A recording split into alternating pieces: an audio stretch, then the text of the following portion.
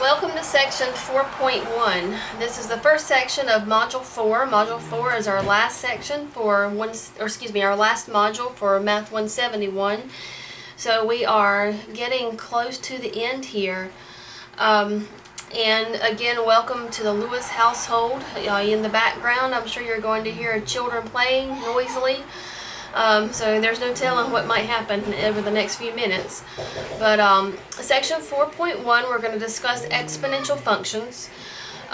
We've got a definition that states an exponential function with base a is a function of the form f of x equal a to the x, where a and x are real numbers such that a is greater than 0 and a does not equal 1. What you really need to understand about an exponential function is that essentially you'll notice that the variable is in the exponent.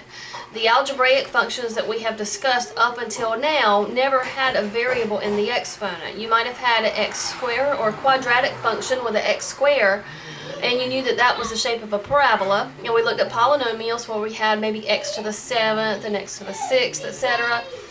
But this is the first time we've actually had a variable in our exponent, and that's how we can think of our exponential function. It has the variable in the exponent.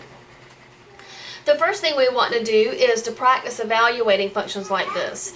In example 1, we have let f of x equal 4 to the x, g of x equal 5 to the 2 minus x power, and h of x equal 1/3 to the x power.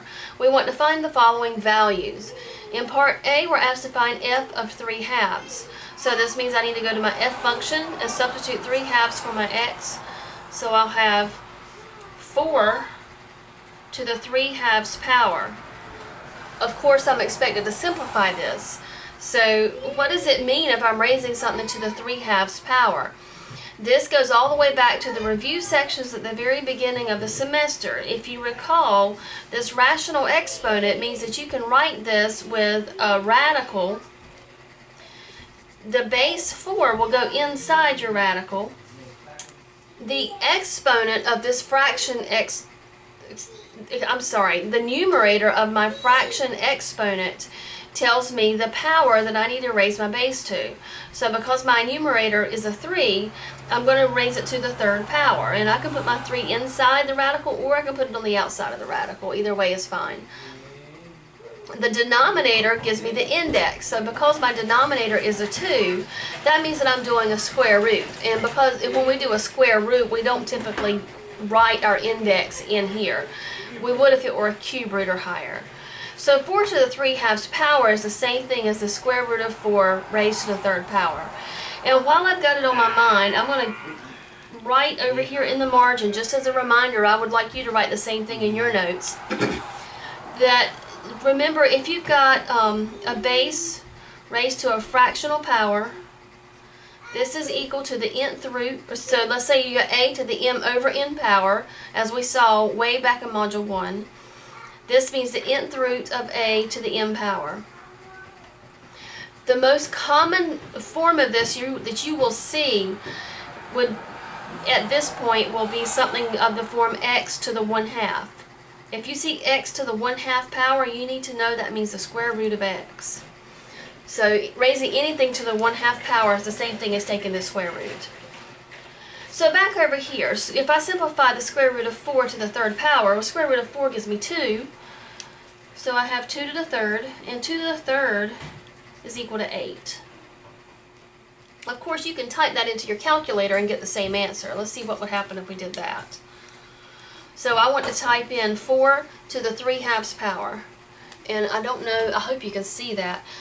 4 raised, and then I do my parentheses. 3 divided by 2, close the parentheses, and I don't know if you can see that or not, equals.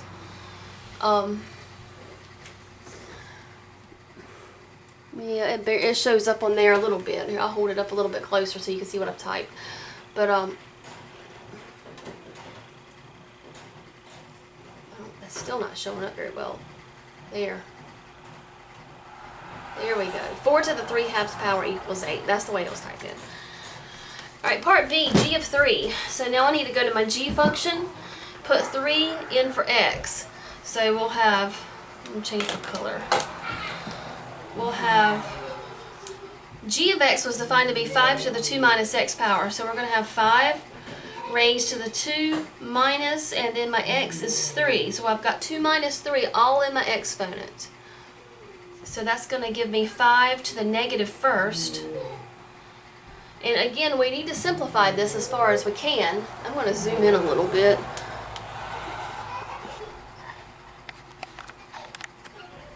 Alright. So 5 to the negative first power, what does that mean? Going back again to rules for exponents from Algebra 1, a negative exponent means that we're going to take the reciprocal and write it as 1 over 5. And then when this goes into the denominator, my exponent will then become positive. So 1 over 5 to the positive 1 power, or 1/5. Part C, h of negative 2. So find your h function. H of x is defined here. It's 1/3 to the x power. We're going to put negative 2 in for x. So we'll have 1/3 in parentheses raised to the negative. My x is also negative, so I've got a double negative. So 1/3 to the positive second power. And of course you square the top, square the bottom, and you would get 1 over 9. Again, you should get the same thing if you type that into your calculator. Alright, example 2. Now that we know how to evaluate functions, these exponential functions, we're ready to do a graph. So we're asked to sketch the graph of f of x equal 2 to the x. I'm going to fill my table in first, and then we'll look at our graph. What numbers should I put in here? When we worked with functions in the past, we generally noticed that activity or action tended to occur around the origin or the vertex. And so we're interested in seeing what's going on around the origin. So I'm going to put in a couple of numbers smaller than 0, a couple of numbers larger. I'm going to put in the same negative 2, negative 1, 0, 1, 2 that we generally like to use when we were working with functions back in chapter 2. And we're going to evaluate 2 to the x for each of these values of x. If I put in negative 2 for x, that gives me 2 to the negative second power. Typing that into your calculator or doing the calculations, you should get 1 over 2 to the positive second, or 1/4. If we put in negative 1 for x, we've got 2 to the negative first. Rules for exponents tell me that's the same thing as 1 over 2 to the positive first, so that's 1/2. If x equals 0, I've got 2 to the 0 power. Going back again to rules for exponents, we know that anything raised to the 0 power is always equal to 1. If x equals 1, we get 2 to the first, so that gives me 2. If x equals 2, I get 2 to the second, and that would give me a value of 4. So this is our table of values. Now we're ready to see what our graph is going to look like. So here is my picture. And once we get this drawn, we'll talk about the domain and the range as well. So my first order pair, I've got negative 2 for x and 1/4 for y. So that's going to get me, I can't get it perfect, but it's about right there. It's pretty close to the x-axis. Then I want to graph order pair negative 1 comma 1/2. So negative 1 on x, up 1/2 on y. So that's going to look like that. Then I want to do order pair 0, 1. Now order pair 1, 2. And ordered pair 2, 4. So we have what looks like a curve beginning to form. Before we connect these dots, it looks like it's going to continue to go up this way. So that looks fine. We can go ahead and sketch that piece in. But what about what's going on back here? Can this graph come down into the third quadrant? Well, let's put in just a little bit more information. So we've got x equal negative 1, negative 2. What if I put in x equal negative 4?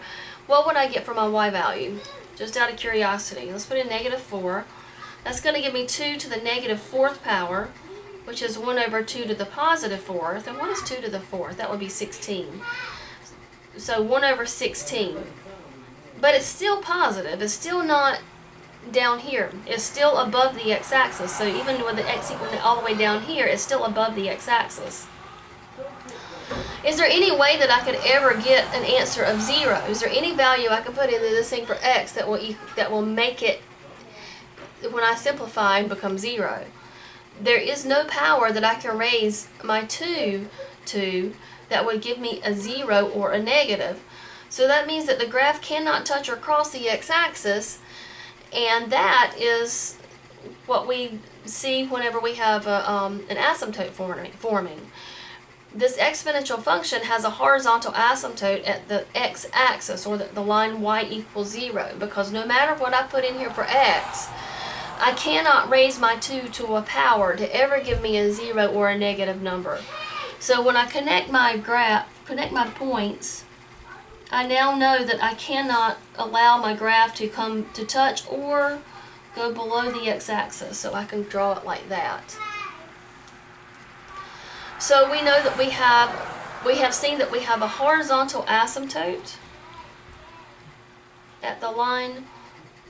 What do we call the x-axis again? It's a horizontal line, so it's going to be y equals 0. What is our domain? Well, we're going to go from beginning at negative infinity all the way out to positive infinity. This graph will go forever in both directions. So my domain is negative infinity to positive infinity. What about my range? Well, to find my y values, my graph begins from the x-axis and then it goes up to positive infinity. So it goes from 0 on the y-axis to positive infinity, and I need parentheses on 0 because we saw that 0 is not a possible function value, so that's not a y value. Because 0 is not included in the domain, because 0 is not included in my range, I have to use the round parentheses at 0. So this graph that we have just seen is very similar to many, many exponential functions. Any exponential function that has a base larger than 1, like ours has, unless it's got a negative exponent or unless it's got some sort of transformations or reflections going on, if you've got a base larger than 1 being raised to the x power, you will always have a very similar graph to what we've just drawn here. It will always have this same y-intercept. Our y-intercept was at order pair 1, 0. It will always have this horizontal asymptote at the line y equals 0, or the x-axis, and it'll always have the same domain and range. And it'll always go in this direction where it gets really close to the x-axis on this side, and then over here it just shoots out to positive infinity. So that is what example 2 looks like.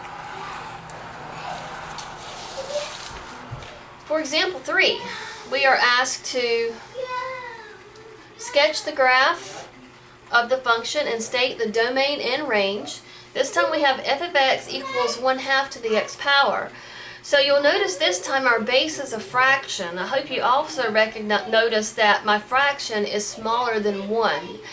This time we get to see what happens with an exponential function when the base is smaller than 1, but it's still positive. So it's not going to be in the negative numbers. It's just a base between 0 and 1.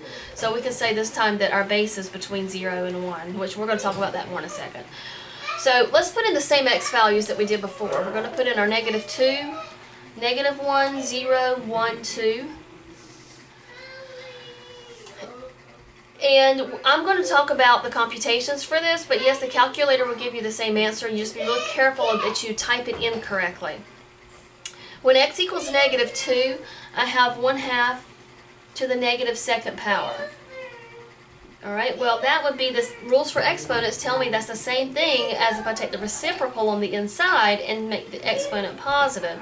So it becomes 2 over 1 to the positive second, or 2 squared, and that gives me 4. If x equals negative 1, I've got 1/2 to the negative first, and that's the same as taking the reciprocal and making the exponent positive, so that will become 2. If x equals 0, y equals what? 1/2 to the 0 power. Anything to the 0 power is equal to 1. If x equals 1, then I've got 1/2 And if x equals 2, I've got 1/2 squared, or 1/4. And we're ready to graph these points. So we have the ordered pairs -2, 4.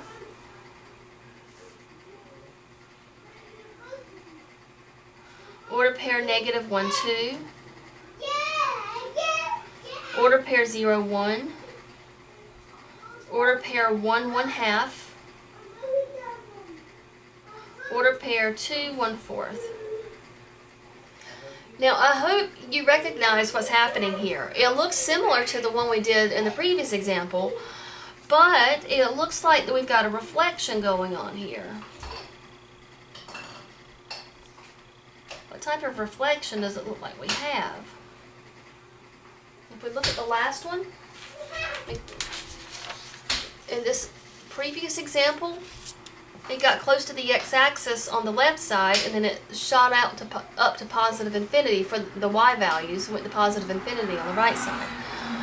All right, in this example, our base was larger than 1. All right, now that we've got the base smaller than 1, it looks like a reflection across the y-axis, and that's exactly what's happening. If you just kind of play around with your function and what you know about the rules for exponents, you can see that 1/2 to the x is the same thing as 2 to the -1st to the x power, and that would be 2 to the -x. So you can see that you've changed the value of the x. The x changed signs from the original function we did in the previous example, so that's how you're getting this reflection across the y-axis. Now, what about we still have the same horizontal asymptote at the line y equals 0. Our domain is still -infinity to positive infinity. What's that on there? Our range is still 0 to positive infinity.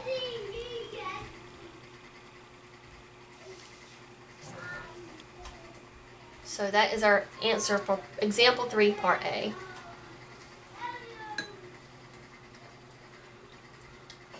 Let's look at part B. We're going to do g of x equal 3 to the -x. There's nothing really new going on here. It's just that I wanted to show you that 1/2 to the x power is very much like graphing 3 to the -x, because again that negative exponent is coming from the fact that you would take the reciprocal of your 3. So in other words, 3 to the -x, if you want to, you could think of it as 1/3 to the positive x. It's the same thing. So you can graph it either way you like. I'm going to put the same x values in again that I used before. -2, -1, 0, 1, 2. I'm going to use my original 3 to the -x. If I put -2 for x, I've got 3. And then I'm going to raise it to the negative. And then my x is also negative, so I've got a double negative. So 3 to the positive second would give me 9. If x equals -1, I'm going to get 3 to the positive 1, or 3. If x equals 0, I get 3 to the 0 power, that gives me 1. If x equals 1, I get 3 to the -1st, which is 3 to the -1st is 1/3. And if x equals 2, I get 3 to the -2nd. That would be 1 over 3 squared, and that gives me 1/9. And we're ready to plot these points. We're expecting this graph to look very much like part A. So we have order pair -2. Oh man, I don't know if my graph is going to fit this point. 1, 2, 3, 4, 5, 6, 7, 8. Okay, I can get it on here. So I've got order pair -2, 9.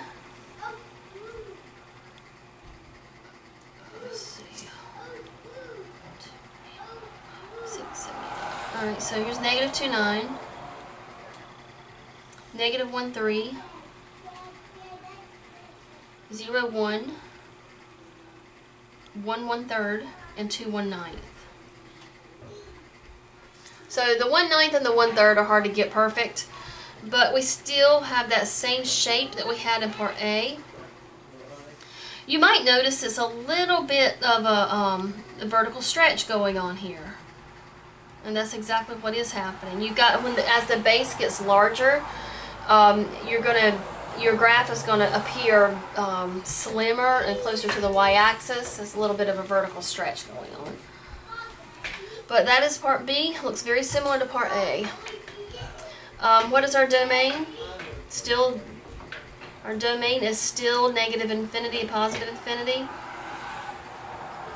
Our range is still 0 to infinity.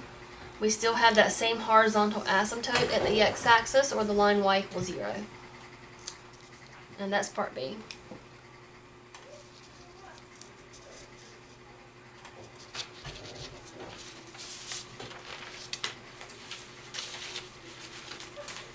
On the next page, I've summarized a lot of the things that we have seen from our first graphs that we've done tonight.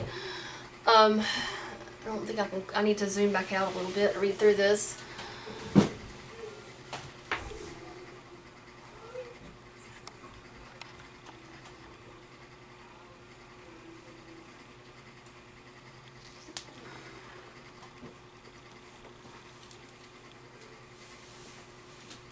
So we have properties of exponential functions. The exponential function f of x equal a to the x has the following properties. The function f is increasing for a greater than 1 and decreasing for a between 0 and 1. In other words, if you think about go back and look at example 2. In that graph, you'll see back when our base was 2, so our base was larger than 1, our graph was increasing. In example 3, our base was, in part A, our base was 1/2, and this time, and I'm looking at the exponent when it's positive. So when I've got a positive x, if my base is between 0 and 1, then I have a graph that's decreasing. So that's what the first property is telling me. Property 2, the y-intercept of the graph of f is order pair 0, 1, and we saw that from both examples. Property 3, the graph has the x-axis as a horizontal asymptote. We saw that. 4, the domain of f is negative infinity to positive infinity, and the range is from 0 to infinity. Property 5, the function f is 1 to 1.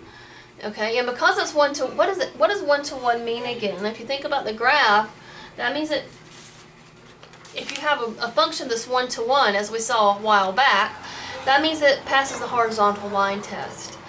And that's important because 1 to 1 functions, if you recall, have inverses, and inverse functions for these exponential functions, they have inverses, and the inverses are important, which we'll be talking about in section 4.2. So it is important that our exponential functions are 1 to 1. That means that they have inverses. Alright, now let's look at example 4.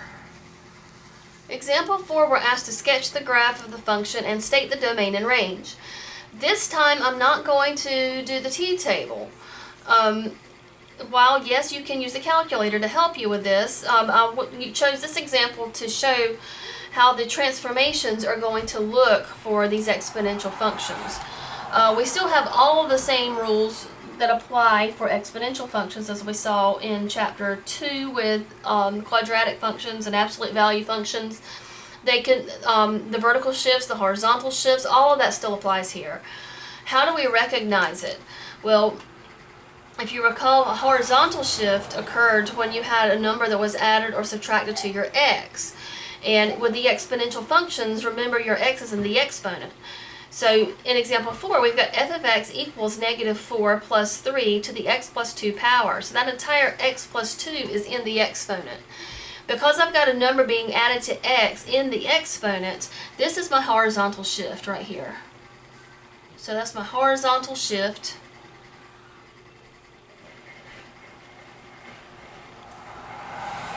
Alright, and the rules for horizontal shift have not changed. If you're adding a number to your x, that means you're going to be shifting your graph to the left this many spaces. So this one is telling me to shift my graph. If we were to think about the original f of x function, the original exponential function with base 3, we know that the original y-intercept occurs at order pair 0, 1.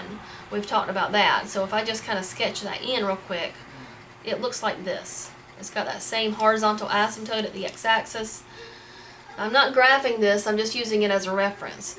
So this is my original 3 to the x function that we saw earlier. But this plus 2 in the exponent is telling me to shift my graph 2 spaces to the left. So if I go to my y-intercept, I can shift it back 2 spaces and bring it over here to order pair negative 2, 0. And then I can draw a dotted graph like this. And we still have that horizontal asymptote at the x-axis, just like we had before. All we've done is just shift our graph 2 spaces to the left because of this plus 2. What about the minus 4 in the front? What is that telling me to do? This one, the negative 4 is a vertical shift. The vertical shift we usually saw at the end of the function, but sometimes they like we saw with the square root functions, they would show up at the front, and that's what's happening here. So the negative 4 is my vertical shift.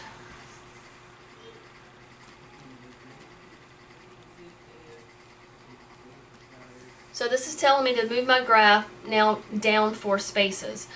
And to help me with that, again, remember your x-axis was your horizontal asymptote. So your horizontal asymptote also needs to go down 4 spaces.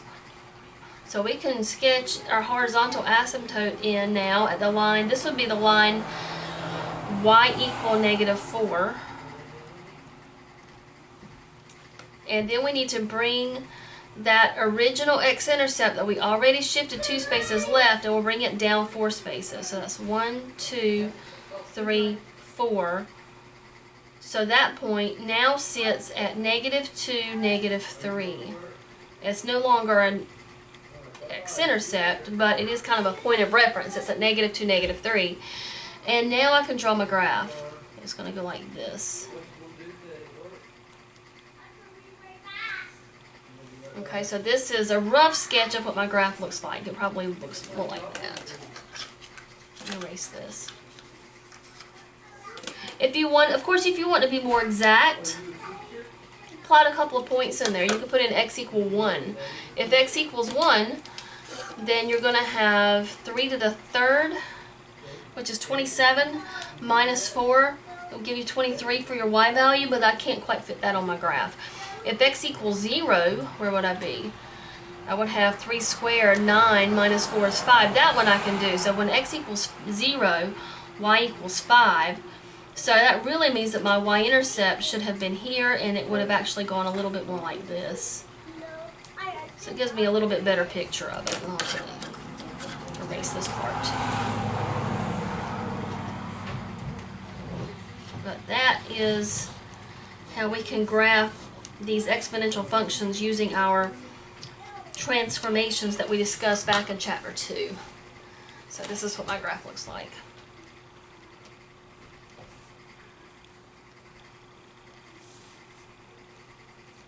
It still has the same domain. The domain still goes from negative infinity to positive infinity. But my range is not the same. All right, my range, my y values, start at the horizontal asymptote, and because our graph got shifted down 4 spaces, it now starts at negative 4. So my range would go from negative 4 to positive infinity.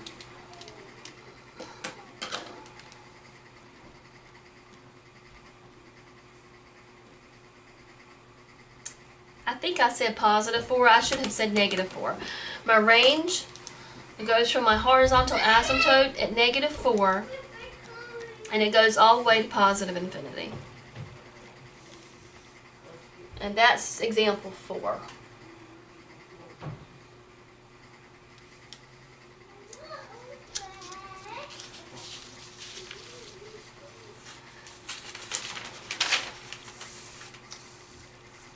Because our graphs are the graphs of one-to-one functions, we know they pass the horizontal line test.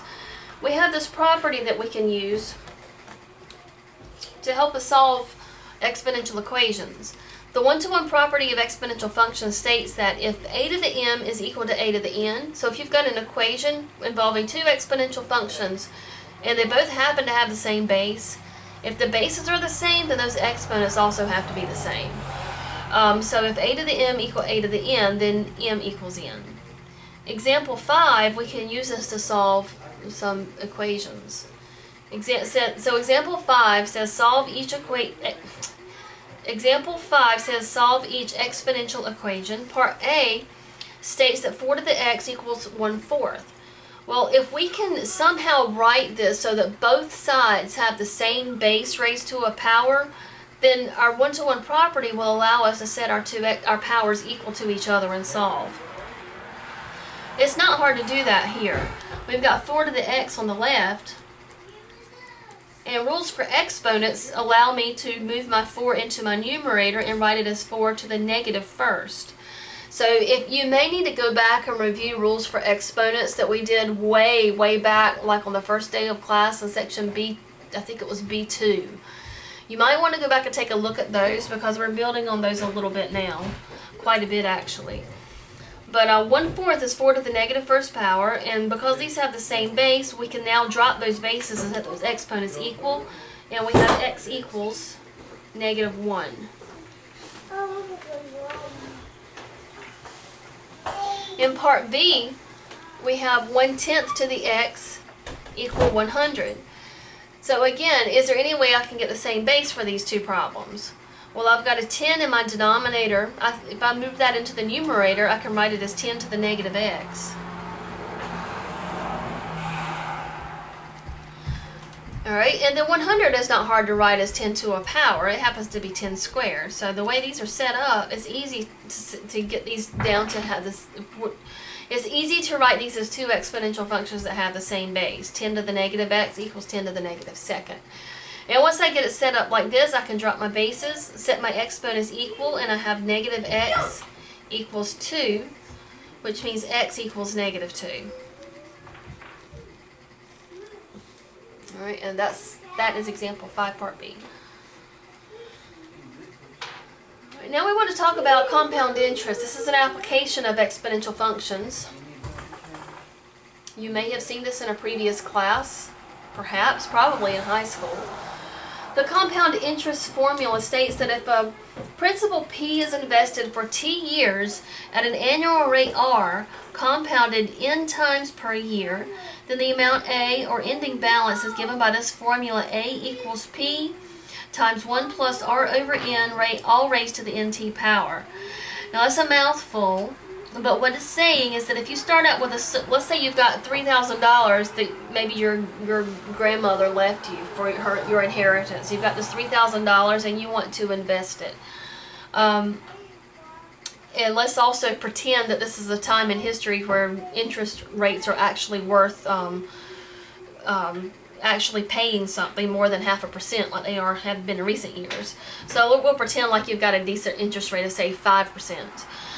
Alright, so the idea is that if you take that $3,000 your grandma left you and invest it at that 5% over, let's say, 20 years, how much will you have left for your grandchild or child or whatever?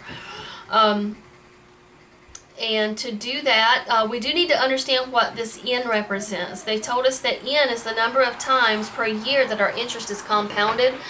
That means that you're getting paid interest for your investment. So every time that the bank gives you money, that's when your interest is being compounded.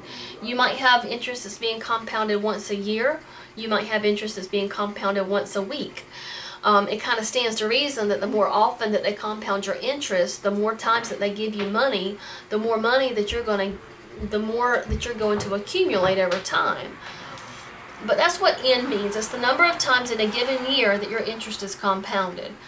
A is the amount after that length of time is passed. And T will always be measured in years for our purposes here. Alright, and then they also state that the principal P is called present value and the amount A is called the future value. And we're ready to look at an example.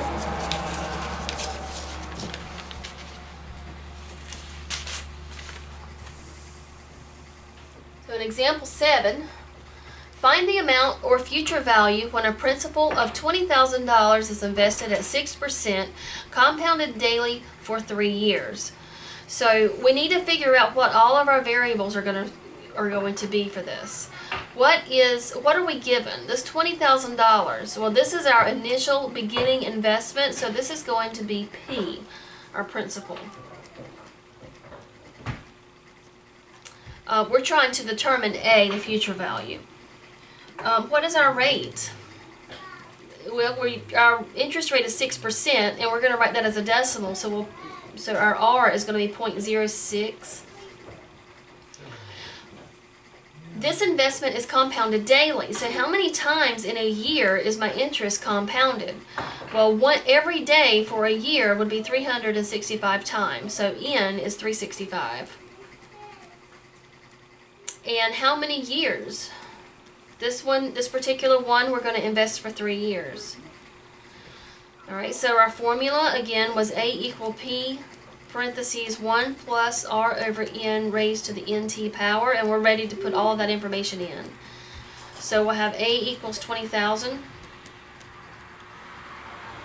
times parentheses 1 plus 0.06 over 365 raised to the NT, so that's going to be 365 times 3 power. It's okay to type this straight into your calculator as long as you make sure that the calculator knows to do all of this together. If you type it in just like it is here and you don't tell the calculator to do this multiplication first, it's going to mess it up. So you might want to multiply the 365 times 3 first. How much is that? 365 times 3 is 1,095. And then feel free to type it all in. Just be careful with parentheses. So we've got 20,000, parentheses 1 plus 0.06 over 365 raised to the 1,095 power. Just make sure that you don't multiply before you raise it to your power, and you should be okay. Alright, now let's see what this gives us. So when I type this in, I think you can see that. So I'm going to just going to put 20,000, that's my P. Clear all this out. 20,000, parentheses, 1 plus 0.06 divided by 365, close parentheses, and then raise that to the 1,095. Okay, so you just have to make sure that you don't, just be really careful with the exponent right there. Press enter. I'm getting a dollar amount of $23,943.99. So that's my future value after 3 years. So that beginning amount of 20,000 has actually gained $4,000 over 3 years, which is fantastic. Unfortunately, interest rates are not that good right now, so probably wouldn't have that kind of luck right now. But that's what that comes out to be. Alright, and then we also need to talk for a moment about continuous compounding. Continuous compounding is a little bit harder to fully comprehend how it works. But to try to help us understand it, we talked already about the more frequently the interest is figured, the more interest an investment will earn. For example, if I look at an investment of $10,000 invested at 12% for just 1 year, with more and more frequent compounding. So I've got it listed how many times my investment is being compounded annually, quarterly, monthly, etc., and how much money I have after a year as a result. So my $10,000 at 12%, if it was invested annually, or excuse me, if it was compounded annually, that means it only got paid in. That means I got paid interest one time over that entire year, and it gave me $11,200. If my interest was compounded quarterly, that means 4 times a year, then I did a little bit better. I ended up with $11,255. So just going down this, if it was monthly, that's still more frequently. I got a little bit more. And if it was compounded every day for that year, I got this amount, 11,274 and 75 cents. And then we did it for hourly. And then at the very bottom, you'll see this number for continuously. Now, we don't have a way yet to calculate the continuous compounding. But it gives me this value of $11,274.97. And this is like a limit. This is the limit of how much that I can earn on this investment, regardless of how many times it's compounded. And this limit can be calculated using calculus. Using calculus techniques can show us that we can also calculate this figure by using the irrational number e, and e can be estimated to be approximately equal to this 2.718, etc. E is an irrational number, very much like pi is an irrational number, and it's a number that is used frequently in mathematics. But as far as what you need to know about it, you really just need to know that it's an irrational number, and your calculator will calculate this for you. It just shows up in our formula for continuous compounding. So our limiting amount, or the maximum amount that we could make from our investment, can be calculated using this irrational number e. And we have a continuous compounding formula. It states that if a principal P is invested for T years at an annual rate R, compounded continuously, then the amount A, or ending balance, is given by A equal P times e to the RT power. So this value e gives us an exponential function whose base is this number up here, this irrational number. Now, how is this going to work? Let's look at example 8, and we'll go through how a continuous compounding problem is going to look. Example 8 says, find the amount when a principal of $5,600 is invested at 6.25% annual rate, compounded continuously for 5 years and 9 months. All right, so what is our principal? We've got our principal.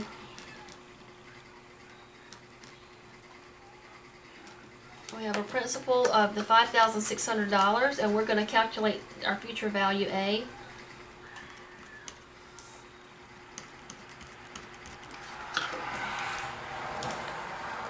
Alright, so P is 5,600. What is our rate R? It said that the rate was 6.25%, so that means 6.25%. Now 6.25% needs to be converted to a decimal.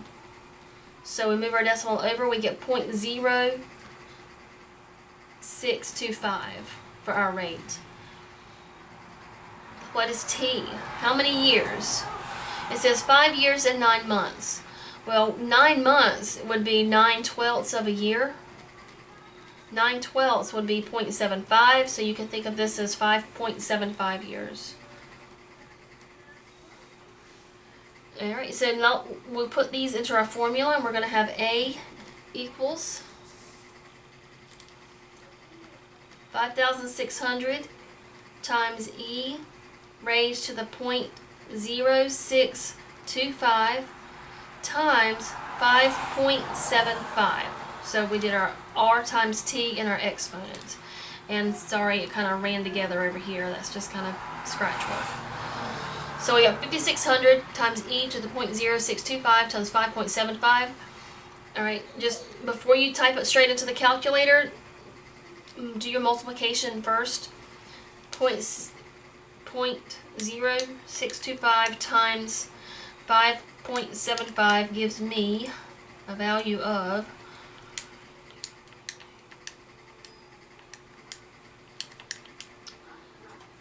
alright, so I've got 5,600 E to the 0.359375. I will say this. When you're working with these exponential functions, you need to be extremely careful about rounding decimals. I strongly encourage you to never round in these problems until you get to the absolute end of the problem, because with exponential functions, rounding too early can throw your answers way off.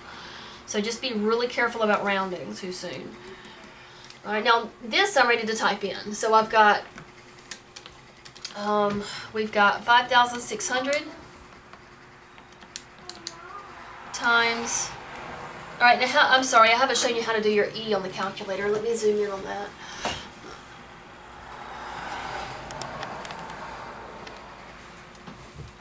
So on your calculator, you should have, find your LN button. It's sitting right beside the 4. And then above that, you'll see e to the x. So you can use that if you press second LN. And you're going to see something like that, where you've got e and then it's prompting you to put in a power. So my exponent that I got was 0.359375. Got that by multiplying my r and my t. 0.359375. Notice I'm not rounding anything. I'll wait for the camera to straighten out.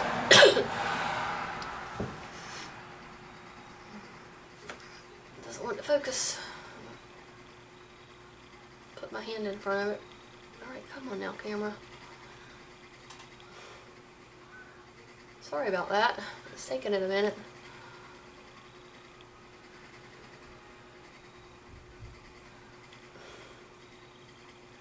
I think it's trying to zoom in up close when I don't want it to zoom in up close. There we go. So e raised to the 0.359375 power. And again, that decimal came from my r times t. I'm going to press enter. And then I'm going to multiply by my principal, which was 5,600. And I'm getting 8,021.63. This is dollar. This is money, so it makes sense to round it to the nearest cent. $8,021.63 is our answer. And I've got to zoom back out.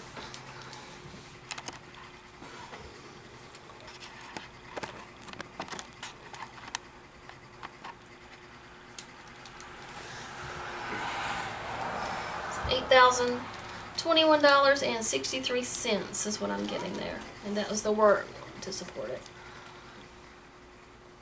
Alright, and that concludes section 4.1 notes.